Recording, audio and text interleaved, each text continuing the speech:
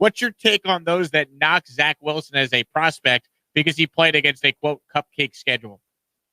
Yeah, I think there's a couple of things. Number one, what's BYU's average recruiting ranking versus that schedule, right?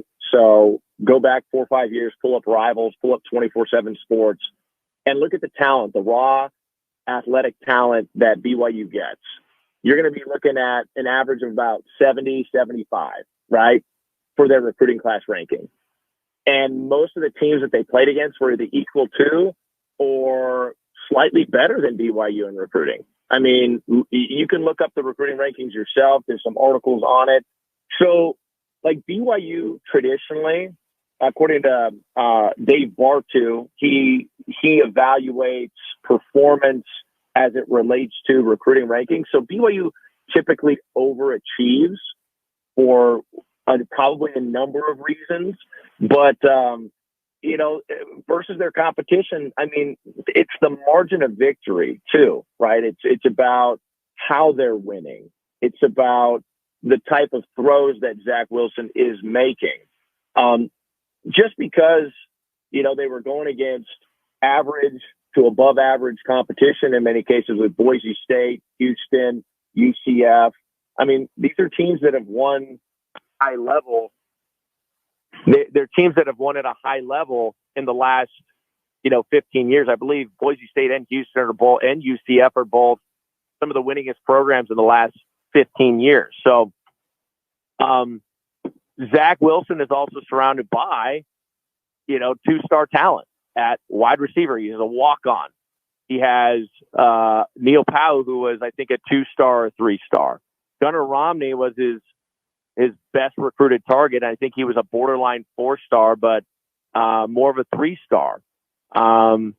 Isaac Rex, look at his recruitment. Like, who was he before arriving at BYU? He had a few good offers, but it wasn't like he was being recruited by everyone. So Zach was surrounded by a certain level of talent at BYU. Obviously, it was developed over time, but look at who he was also going against in, raw athletic talent as well. And and he's overachieving, right? He's completely overachieving versus his schedule versus the talent that he's going against. And so that's my main argument there. It's like you're judging a kid by also his talent. He was a pretty good recruit out of high school, but he was ranked, I think, going into 2020 as the 53rd or 50th best quarterback in the country, according to Athlon Sports. I mean, no one was talking about Zach Wilson going into 2020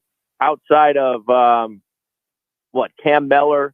I remember Jake Heaps, former BYU quarterback, Seattle Seahawks quarterback, talked about him having a first round NFL talent back in 2018. So there were some guys that got eyes on and said, hey, he's a superior talent. He just needed time to get healthy, become familiar with his offensive scheme, and have everyone grow up around him as well. And the schedule probably had something to do with it too. I get it. It's a knock. No, everyone's going to doubt what Zach can do until he does it at the NFL level. Am I right? So whatever argument people are making about Zach, it's got to be proven on the field. And I think Zach accepts that. Ben, we're up against the hard out, so I got to let you go, but I do appreciate you coming on. Great insight on Zach Wilson, and we'll do it again soon once he's hopefully getting drafted by my team, the New York Jets, 2nd overall.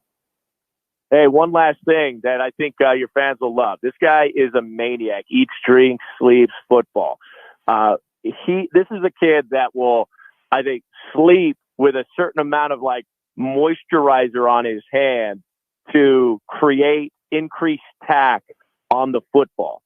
That's the type of, this guy is a maniac when it comes to every little detail and how to create a competitive advantage. So things like that, man, set this kid apart.